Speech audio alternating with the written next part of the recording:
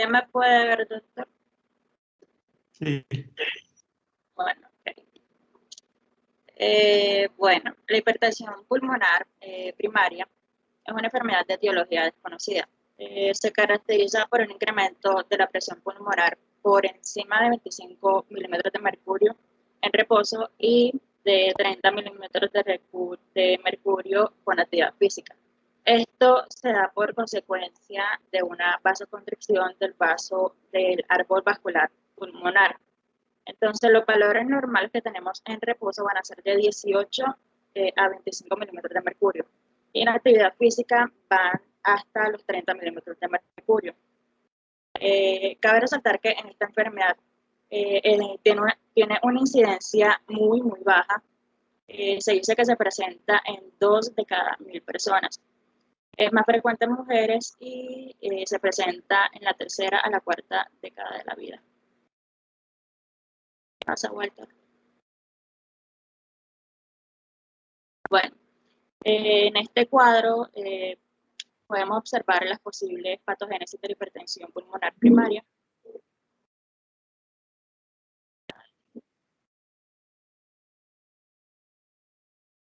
Ya, parece que no por internet. Bueno, ok, sigo. En este cuadro pues vamos a presentar lo que son las posibles patogénesis de la hipertensión pulmonar primaria. No se saben exactamente las causas ni la totalidad de los mecanismos patogénicos implicados en el desarrollo de esta patología, pero se conocen determinados acontecimientos que suceden y favorecen el desarrollo de esta enfermedad. O sea, no se puede diferenciar en sí si son causas o son consecuencias de la enfermedad, y todos estos factores lo que hacen es contribuir a la vasoconstricción de los vasos sanguíneos pulmonares, y también hay un cambio en las células del endotelio que recubren las arterias pulmonares. Ahorita en las próximas diapositivas vamos a explicar bien cada uno de estos pasos. Puedes pasar. Vale. Bueno, ya entrando bien a la fisiopatología, explicándoles el anterior cuadro. Como primero tenemos la alteración histológica y o funcional de las células endoteliales de los vasos sanguíneos pulmonares. En este caso, por consecuencia de la alteración histológica de las células endoteliales, se va a producir una alteración de las células del endotelio y también las células de músculo liso. Esto va a provocar que los vasos se contraigan de una manera excesiva. Cabe aclarar aquí que también se puede presentar que las células endoteliales no presentan alteraciones histológicas, pero en su caso una alteración en sus funciones. Esto lo que va a hacer es inducir a una vasoconstricción y como ya sabemos, las células endoteliales lo que se encargan es de regular el tono de los vasos sanguíneos para mantener su estado relajado. Entonces aquí va a haber como una alteración y lo que va a hacer es contraer el vaso. Como segundo tenemos la proliferación de las células musculares lisas. Estos son los factores que ahorita se los voy a explicar, las siglas que aparecen ahí. Bueno, en condiciones normales, la célula endotelio mantiene la célula muscular lisa en un estado de relajación. Estas células lo que hacen es proliferar en respuesta a varios factores de crecimiento liberados por endotelio, que serían el FGF, que sería el factor de crecimiento de los fibroblastos, el PDGF, que sería el factor de crecimiento derivado de las plaquetas, y el TGF, que sería el factor de crecimiento transformante. Entonces, en esta enfermedad se produce una anormalidad en el endotelio vascular pulmonar, lo cual nos va a provocar un aumento de los mediadores endoteliales y plaquetarios vasoconstrictores y una disminución de la actividad de los canales de potasio, de los canales de potasio que están en el músculo liso, claro está. Bueno, esto lo que hace es producir un aumento del calcio intracelular y nos favorecerá a un engrosamiento de las paredes de los vasos. Como consecuencia de este engrosamiento, el músculo liso tendrá una dificultad para lograr su estado de relajación y en un estado procoagulante facilitará a una trombosis in situ. Aquí en la imagen podemos observar una arteria normal, tiene su media normal, tiene su íntima totalmente normal, y en la hipertensión pulmonar primaria el vaso está totalmente contraído, como aparece el trombo como lo explica aquí en la proliferación de las células, y la íntima en negro. Pasa vuelta. Bueno, siguiendo con la tercera, la reducción de la producción del óxido nítrico. En pues los pacientes que presentan esta patología se ha observado una disminución de la producción endotelial del óxido nítrico con acción vasodilatadora. Esto se da porque la enzima encargada de la síntesis de este óxido nítrico, que sería la óxido nítrico sintasa, se disminuye y pues va a ser casi imposible realizar su síntesis correctamente. Como cuarto tenemos el aumento de la producción de los mediadores vasoconstrictores y la disminución de los mediadores vasodilatadores. Bueno, entre los mediadores vasodilatadores se encuentran antes mencionado óxido nítrico, el óxido nítrico, la prostacyclina y los mediadores similares a la heparina.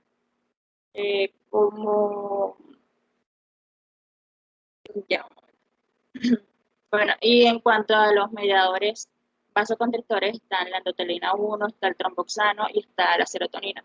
Estos dos mediadores, tanto vasodilatadores como vasoconstrictores, pueden tener alteraciones y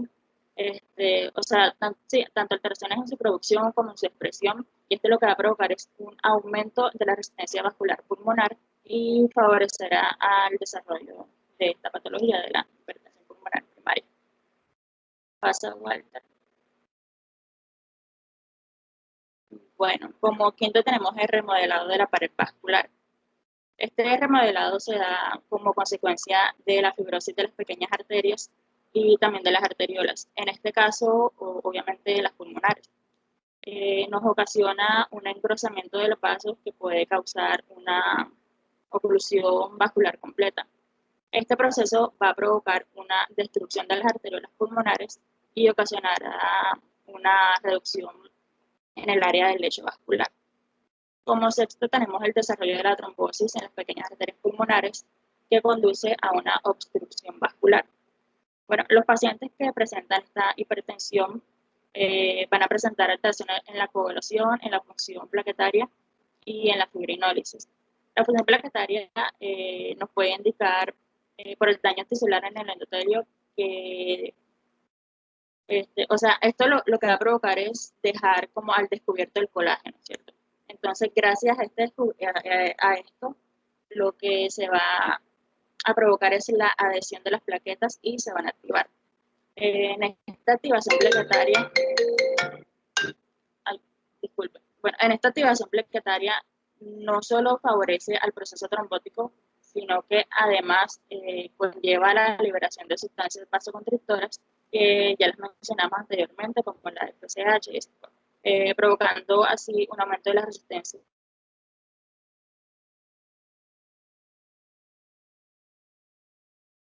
Pasar, Walter.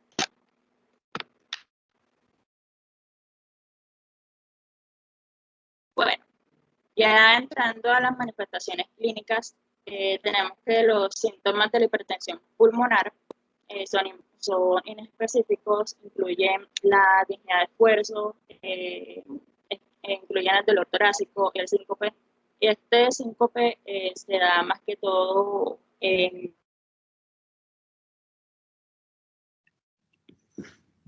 Sí, es su compañero. Y también cuando hay una insuficiencia ventricular.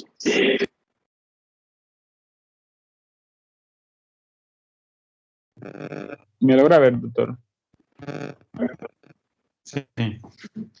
Bueno, retomando de lo que mi compañero había dicho, ya había dicho que los síntomas de la hipertensión pulmonar, que los síntomas de la hipertensión pulmonar son inespecíficos y pueden causar desde disnea sin causa aparente hasta síncope, que ya es cuando la enfermedad está como más avanzada, por decirlo así. Entonces,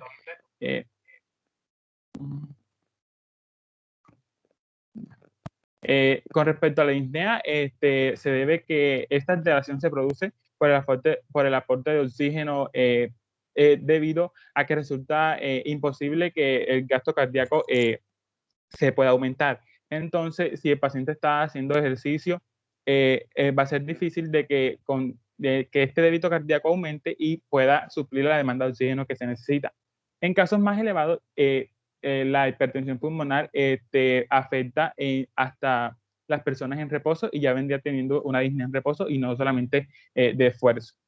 El dolor torácico se produce por la isquemia del ventrículo derecho porque altera la circulación del flujo coronario. Esto se debe a que el ventrículo derecho se hipertrofia y a causa de las presiones, del aumento de las presiones sistólicas y diastólicas, lo que va a causar oclusión en el flujo coronario y nos va a producir la isquemia.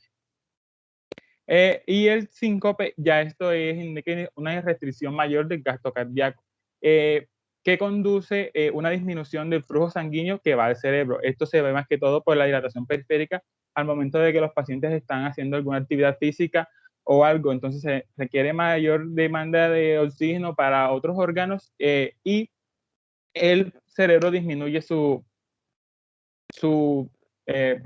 aporte sanguíneo. Siguiente. Bueno, con respecto a la anamnesis, para tener un buen diagnóstico de la hipertensión pulmonar primaria, no me meto con diagnóstico, para tener idea de si es hipertensión pulmonar primaria, hay que preguntarle al paciente si hay alguna correlación clínica con los síntomas o manifestaciones que está presentando, y se le puede preguntar si ha presentado dificultad para respirar, si presenta cansancio, fatiga al momento de hacer alguna actividad física. Cabe destacar que, como ya lo había dicho, en las etapas más avanzadas de la enfermedad va a presentar también disnea de reposo. Se ha presentado mareo, eso tiene que ver relación con los síncopes que se presentan en la enfermedad. Se ha sentido dolor torácico. También se preguntan por los antecedentes familiares de la persona y si ha presentado inflamación en los miembros superiores, en los miembros inferiores, perdón, que eso se relaciona con una consecuencia de esta patología que viene siendo la falla cardíaca derecha, que esto está relacionado porque como hay una resistencia pulmonar, entonces el corazón no bombea la suficiente sangre que se debe bombear y se produce este problema. Siguiente.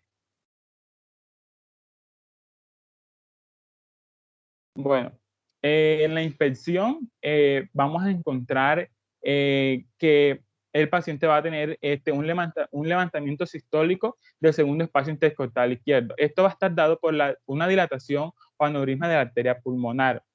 ¿Y esto por qué se produce? Porque esto va a estar dado por causa del aumento de la presión, aumento del flujo pulmonar y algunos procesos patológicos, como los mencionamos anteriormente, que afectan la pared del vaso y causen resistencia al flujo sanguíneo. También vamos a encontrar edema de los miembros inferiores, como ya había dicho, que está relacionado por el bajo gasto cardíaco que se relaciona por la falla cardíaca derecha. Siguiente.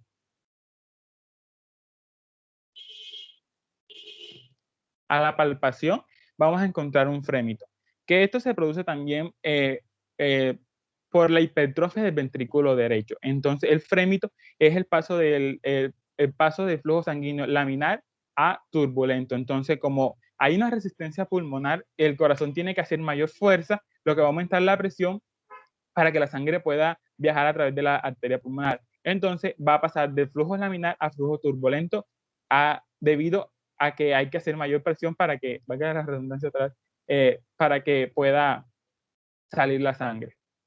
También se siente un choque de cierre de punta palpable, que esto se refiere al reforzamiento del segundo ruido, que se escucha mejor en el foco pulmonar, en el segundo espacio intercostal, en la línea parasternal izquierda. Esto se produce porque se da un cierre de las válvulas pulmonares debido al aumento de la presión. Entonces, estas válvulas van a, digamos que a cerrarse con mayor fuerza para que, como mecanismo regulador o sea, de que se pueda, para tratar de compensar la falta ¿cómo decirle? O sea, se van a cerrar con mayor fuerza para tratar de que salga la sangre que debe salir por esa arteria pulmonar, ya que hay que hay una resistencia. Siguiente. En la percusión vamos a encontrar una matidez mayor a 2.5 fuera del borde paraesternal. Se dejaron de proyectar las diapositivas.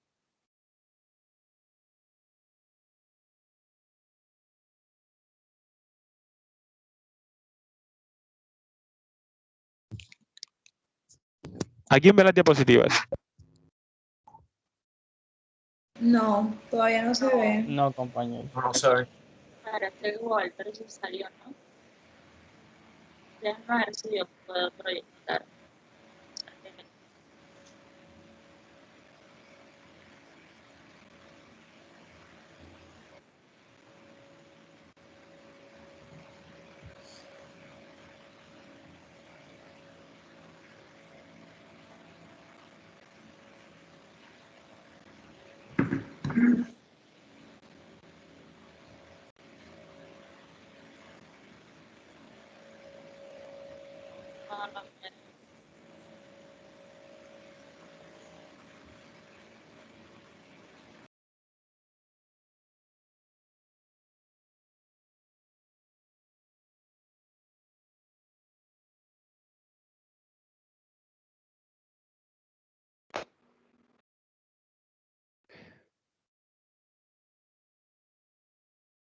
No, Bueno, como les he dicho, en la percusión vamos a encontrar matidez mayor a 2.5 centímetros fuera del borde paraesternal izquierdo, que eso está dado por la dilatación de la arteria pulmonar. Esta dilatación se produce en relación a la hipertensión que presenta dicha arteria. La siguiente. Bueno, en la auscultación vamos a encontrar el segundo ruido reforzado en el foco pulmonar. La aparición del reforzamiento se debe a que por el aumento de la presión, el cierre de la válvula pulmonar se va a realizar con mayor fuerza.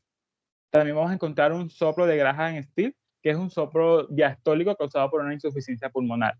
Esto es secundario a la dilatación de la válvula pulmonar, que se dilata precisamente por la alta presión sanguínea que hay en esta enfermedad. Y tenemos un galope derecho del tercer ruido, que se caracteriza por la presencia de un ruido protodiastólico que indica descompensación ventricular.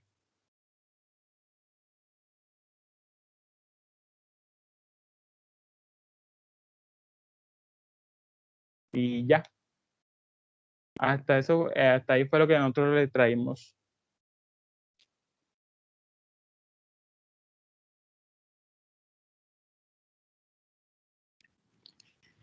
Regrese a las diapositivas de la fisiopatología un momento.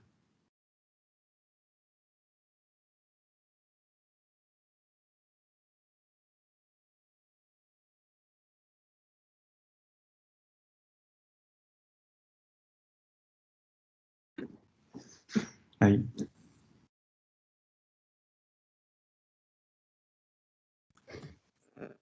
Usted creo que ya la había visto en un grupo pasado. Es que no hay mucha información, o sea, sí hay, pero hablan más que todo o sea, no hablan como tal de la hipertensión pulmonar primaria, sino hablan de las dos, primaria y secundaria. Entonces no había como que muchos artículos que hicieran relación a la fisiopatología en sí de esta enfermedad.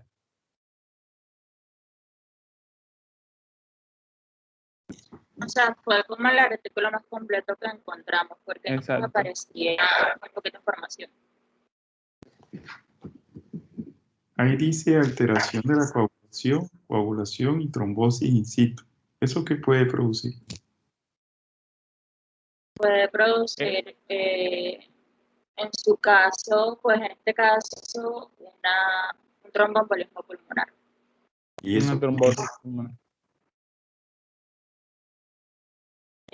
¿Y eso qué, doctor? No le escuché. cómo se manifiesta eso? Por el sí, taponamiento, por la oclusión de la arteria pulmonar o de la Y vena. pues el paciente se va a encontrar con, más que todo es con dificultad respiratoria, pues no se está dando el intercambio de oxígeno.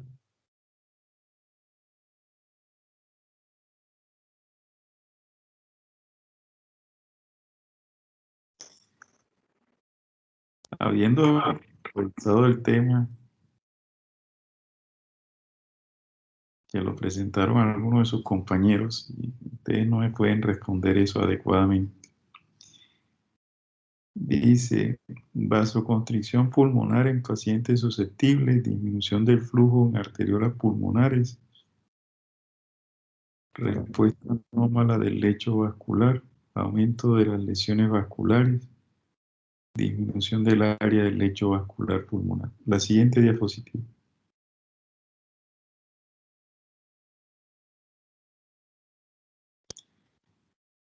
La siguiente.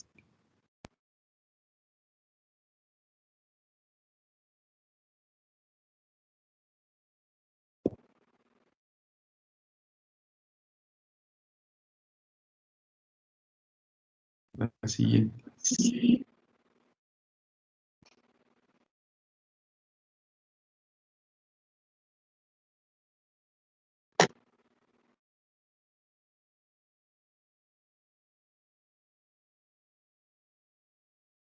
¿Qué le pasa a la hipertensión pulmonar?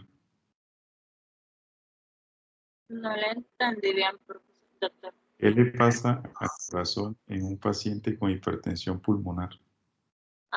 Pues en cuanto... ¿Respondes tú o respondo yo? O sea, puede producir una falla cardíaca derecha, porque el corazón no va a bombear la suficiente sangre hacia, o sea, del ventrículo derecho hacia la arteria pulmonar porque hay la resistencia vascular. ¿Y eso cómo se manifiesta?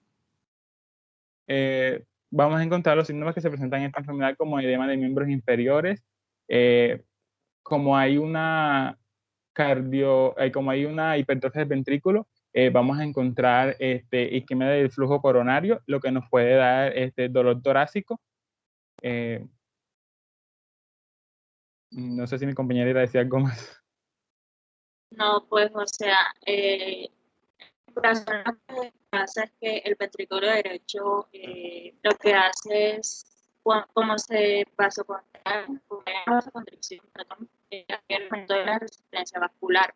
Entonces, para que pueda permanecer un flujo estable de la sangre de los pulmones, principalmente el ventrículo derecho lo que hace es aumentar su contractilidad y se hipertrofia. Entonces, todo lo que va a hacer es demandar,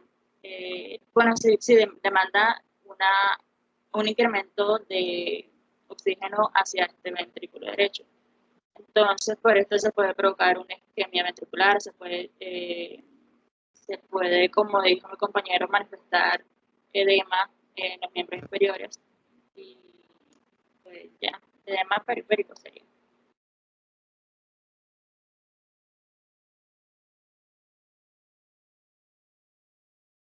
Ok.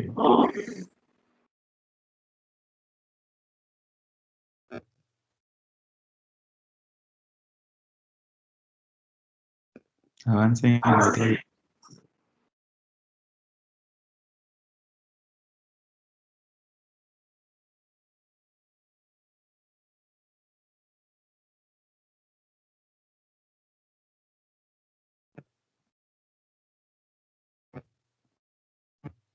Síncope. ¿Por qué el síncope?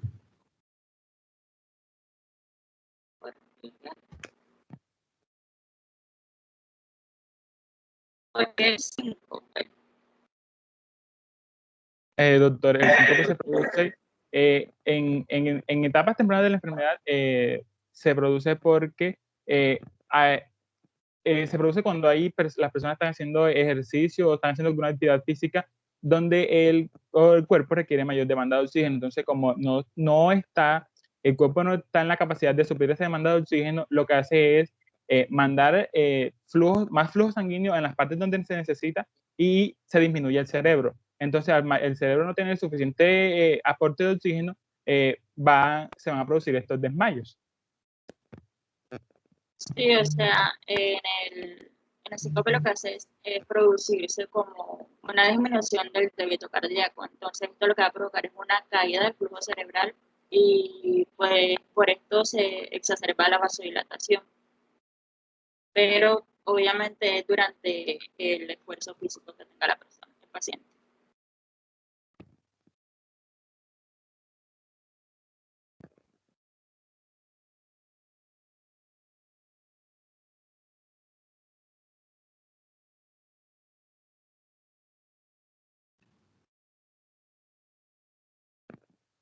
¿Y por qué se disminuye el gasto cardíaco? Por la insuficiencia cardíaca derecha. Porque, pues como ya les dije anteriormente, esta insuficiencia lo que hace es que el ventrículo se hipertrofia, entonces el corazón va a tener una mayor actividad. Entonces, por esto se disminuye el gasto cardíaco, el paso de sangre se disminuye y por esto se produce síncope también. No sé si me entiendan bien. No se entiende, pero no es correcto. No está tan preciso, tan claro. Es que tengo la idea, No, pero no sé cómo especificarla bien. me imaginé algo así. Porque una de las cosas dentro de la hipertensión pulmonar que acompaña a los síntomas es la insuficiencia cardíaca derecha. Sí, claro. Entonces, Ese sería como bueno, pues yo leí en un artículo que por la insuficiencia cardíaca derecha puede haber muerte del paciente. Es como el signo más grave de la enfermedad. entonces, si no es un paciente con diagnóstico de hipertensión pulmonar y no sabemos cómo diagnosticar una insuficiencia cardíaca derecha, entre que estamos tratando de identificar qué le pasa al paciente, se nos muere por no saber identificar los signos de una insuficiencia cardíaca derecha, habiéndolo conversado previamente. Se revisó el tema de insuficiencia cardíaca. Doctor, ahí no vamos a encontrar también en lo que es la cuestión de reflujo hepatoyugular, si no estoy mal, y lo de la ingurgitación yugular.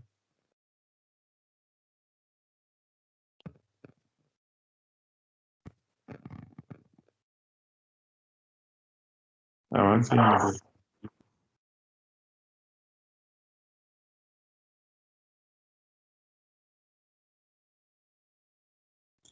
¿Por qué coloca ahí se ha presentado inflamación de los miembros inferiores? Es que lo que pasa es que lo del edema es que viene, o sea, nosotros colocamos inflamación porque el paciente no nos vaya a entender sobre edema y eso, pero es edema de los miembros inferiores, porque eso viene relacionado, como habíamos hablado, lo de la insuficiencia cardíaca. Como consecuencia de la hipertensión pulmonar se puede producir la insuficiencia cardíaca derecha y nos puede referir edema de miembros inferiores. Y explicaron ustedes por qué hay edema en miembros inferiores en insuficiencia cardíaca derecha. Mi compañera creo que lo dijo, si no estoy mal. No la escuché bien. ¿Por qué se producen los edemas en miembros inferiores? Pues ya se documenté por la insuficiencia cardíaca derecha, por el bajo débito cardíaco que existe. Eso.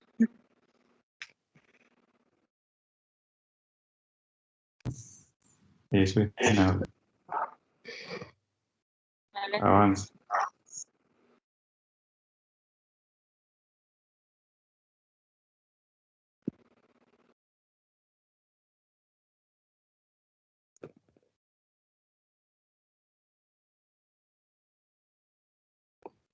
Si tuvo una patología de insuficiencia cardíaca derecha,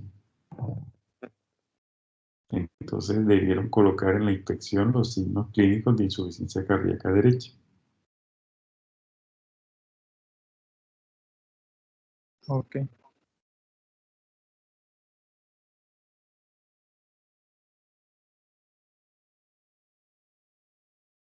¿Qué características tiene la presentación yugular de esta insuficiencia cardíaca acá?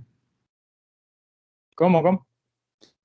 ¿Cuál es la característica que tiene la ingurgitación yugular de estos pacientes?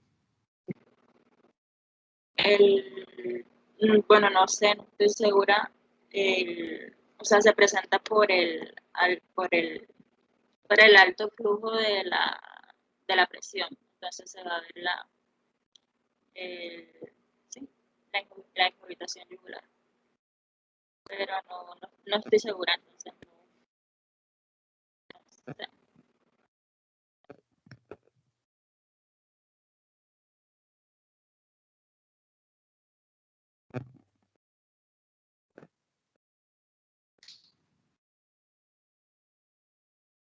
Sepan que la presentación quedó incompleta.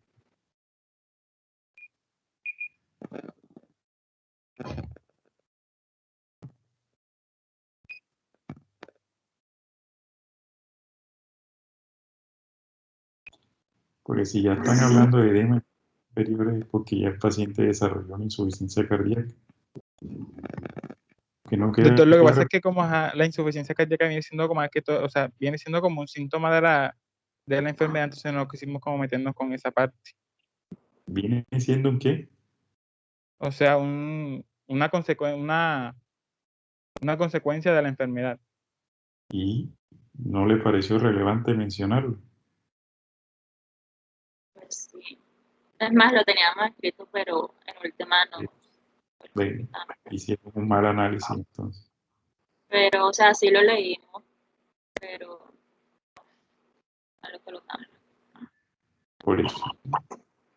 Hicieron un mal análisis porque por algo el autor de los textos o de los artículos donde lo revisaron, por algo lo colocó. Si no el autor que ustedes revisaron, no lo hubiese colocado porque de pronto no era importante.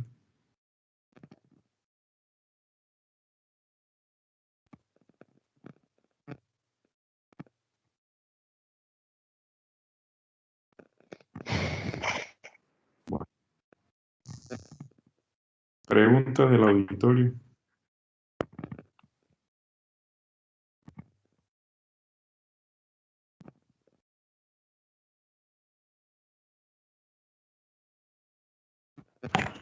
Profe, tengo una pregunta.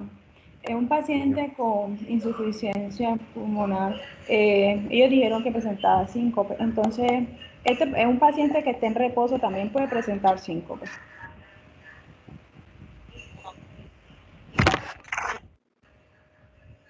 Sí, claro, eso es. En realidad el síncope se produce porque al aumentarse la presión de la arteria pulmonar y aumentarse la poscarga del ventrículo derecho, hay un desplazamiento del septum interventricular hacia la izquierda y eso disminuye el volumen de fin de diástole del ventrículo izquierdo y eso disminuye el gasto cardíaco. No necesariamente tiene que ser en actividad. Obviamente, al disminuir el gasto cardíaco se disminuye la presión de perfusión cerebral y el paciente puede presentar síncope. Y eso puede ser en reposo, porque hay algo que constantemente está aumentando la presión de la arteria pulmonar. Y ese algo es la proliferación del endotelio vascular que llega a la vasoconstricción, la disminución de la actividad de la óxido nítrico sintetasa, ¿sí? Y la trombosis per se in situ que se genera. Entonces, el síncope puede ser una manifestación de un tromboembolismo pulmonar que presenta el paciente. Y eso pues indica agregarle tratamiento para el tromboembolismo pulmonar que presenta el paciente. El síncope puede ser una manifestación de la insuficiencia cardíaca izquierda que presenta el paciente por bajo gasto. Entonces, hay que optimizar el gasto cardíaco para que la función del ventrículo izquierdo se mejore. Por eso es importante saber cuáles son todas las manifestaciones de una enfermedad para poder analizar cuál es la pauta de tratamiento. Y los doctores que revisaron el tema omitieron una información importante en el contexto de una enfermedad tan compleja como esta. Entonces queda el desconocimiento de que cuando tengan un paciente con sospecha no lo van a poder tratar y escasamente lo van a poder diagnosticar. Que la enfermedad no se presenta sola. La enfermedad comienza a presentar síntomas, ya es porque está acompañada de las complicaciones que son lo importante. El embolismo pulmonar, la insuficiencia cardíaca, la insuficiencia vascular, todas esas cosas. Es importante el contexto de la enfermedad en todos los aspectos. ¿Alguna otra pregunta? Profe, sí, tengo otra inquietud frente al tema. No sé si en lo que ellos la insuficiencia del ventrículo izquierdo, porque según lo que es la enfermedad, si no sale la suficiente sangre hacia los pulmones, por lo que hay una vasoconstricción de la arteria, entonces no le va a llegar suficiente sangre al ventrículo izquierdo. Entonces eso también no va a tener manifestaciones más graves en el corazón, o esa no sería relevante en este caso. Sí, también. No es que no le llegue sangre, o sea, no se pongan que la única forma que no le llegue sangre es que haga un tromboembolismo pulmonar, pero no siempre el tromboembolismo pulmonar está acompañando a la enfermedad. El derecho tiene que hacer más fuerza para vencer la resistencia que se pone en la arteria pulmonar para poder inyectar el volumen sistólico, ¿sí? O sea, la única forma, y por eso son dos arterias pulmonares, muy fuerte, paciente que tenga otra arteria pulmonar tapada, eso mata al paciente, nadie sobrevive. Pero, salvo que haya una obstrucción al flujo, que es otra cosa diferente, el gasto cardíaco se disminuye por la disminución de la precarga del ventrículo izquierdo y por la disminución del volumen de fin de diástole del ventrículo izquierdo. Ya sea porque no se llene lo suficiente, porque está comprimido, porque el septo interventricular se desplaza hacia la izquierda, o ya sea porque la precarga de sangre que llega a través de las venas pulmonares a la aurícula derecha sea poca. ¿Por qué? Porque tiene un proceso obstructivo pulmonar. Ustedes tienen que ver que el ventrículo derecho no está diseñado para manejar presión, está diseñado para manejar volumen. Por más que él intente hipertrofiarse, nunca va a generar una hipertrofia tan concéntrica como la hace el ventrículo izquierdo. Y entonces, como sus paredes son delgadas, es más fácil que se dilate. O sea que lo que vamos a tener son dilatación de cavidades derechas.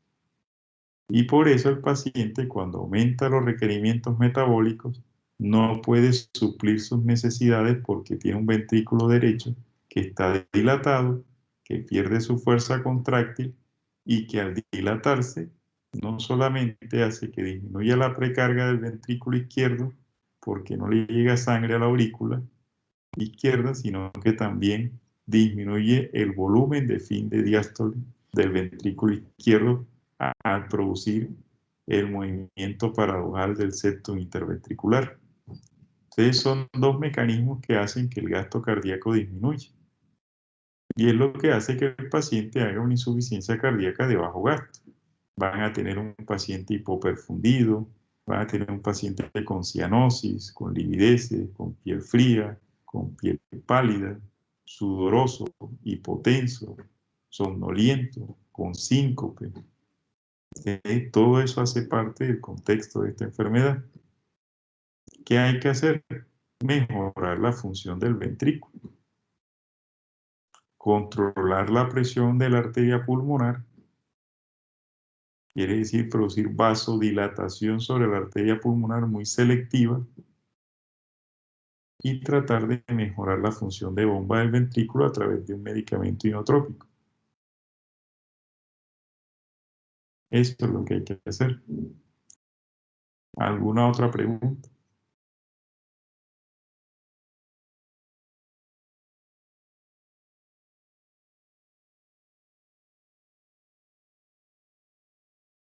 No hay más preguntas.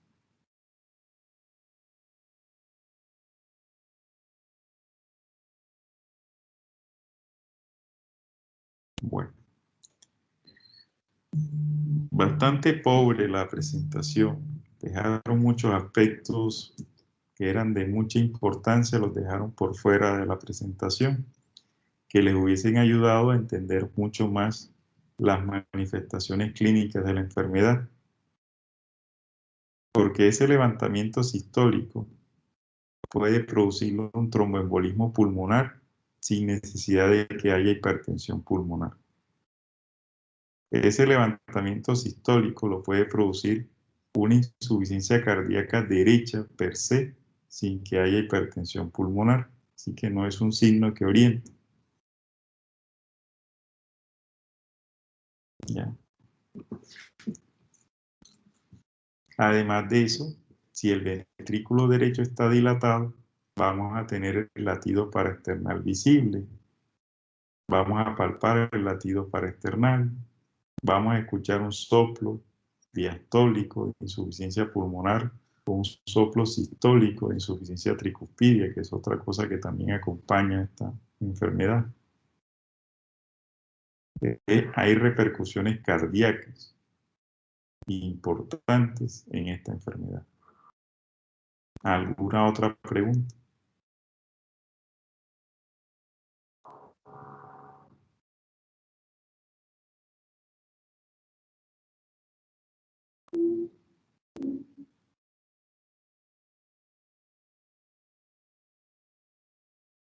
Bueno, no le fue bien a los doctores, su nota es de 280. Esperemos que para mañana se cierre con un broche de oro. Que tengan buen día. Lo mismo, doctor. Doctor.